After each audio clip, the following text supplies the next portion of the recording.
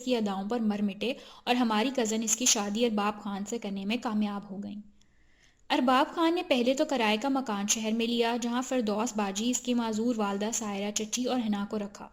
بعد میں بیوی کا بھائی حاصل بھی وہاں آ کر ٹک گیا۔ بیوی کا سارا خاندان ہی ارباب کے گھر رہنے لگا۔ 2 مریض اراضی جو امجد خان کی بیوہ بہن کے حصے کی تھی یہ اس کو نہ بیچ سکے تھے۔ جب حاصل کی بے اولاد پھوپھی بیمار پڑ گئی تو حاصل نے خوشامد و مدارت کر کے اس سے زمین بھی اپنے نام کرا لی تھی۔ آخری جمع پونجی اس نے شراب و کباب کی محفلوں میں اڑا دی۔ اربان خان کی پہلی بیوی کے بھائی تگڑے لوگ تھے۔ انہوں نے بہنوئی سے جھگڑا کیا۔ بات اتنی بڑی کہ ارباب نے شہر بانوں کو طلاق تو نہ دی مگر اس کو اس کے میکے پہنچا دیا۔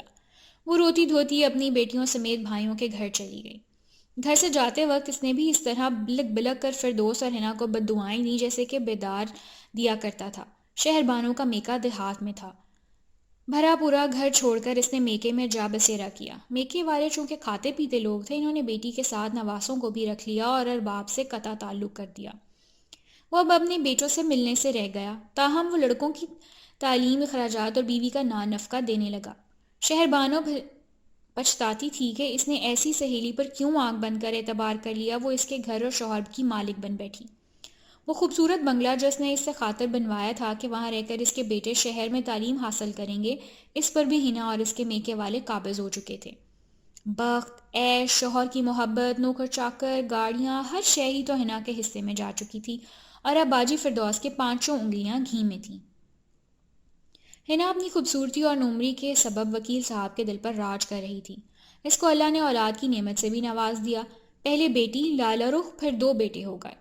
خوبصورتی تو اس خاندان کی وراثت میں تھی۔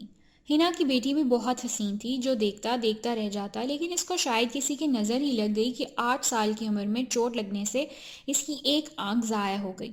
ماں بیٹی کو پھر بھی عقل نہ آئی کہ شہر بانوں کو دنیا کی برباد کرنے سے مکافات عمل شروع ہو چکا ہے اور اس کا پہلا شکار ان کی معصوم بچی لالہ رخ بن رہی ہے۔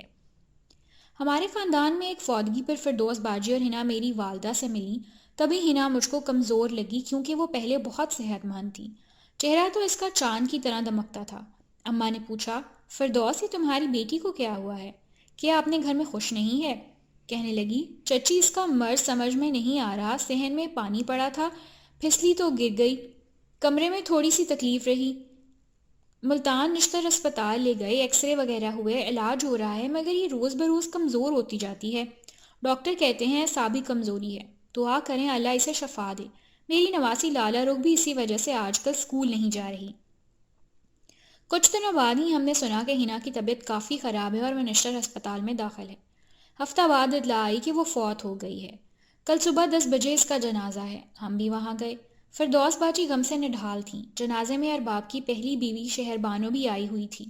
حالات کے ستم ظریفی کی وہی عورت جس کے عیش و آرام کو چھین کر حنا اس کی سوتن بن گئی تھی، آج وہ اس کے جنازے پر آئی بیٹھی تھی اور اپنے گھر میں سوتن کی ماں کو غش کھاتے دیکھ رہی تھی۔ شہر بانو کے بچے جوان ہو چکے تھے۔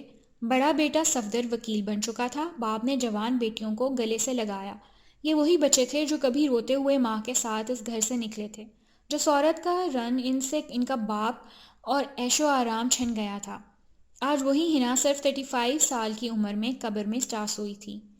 کچھ عرصہ تو فردوس باجی داماد کے گھر اپنی نواسی اور نواسوں کے ساتھ رہتی رہیں، مگر پھر ان کا جی مان ہو گیا کیونکہ شہر بانوں کے لڑکے باپ کے گھر میں بے دھڑک آنے جانے لگے۔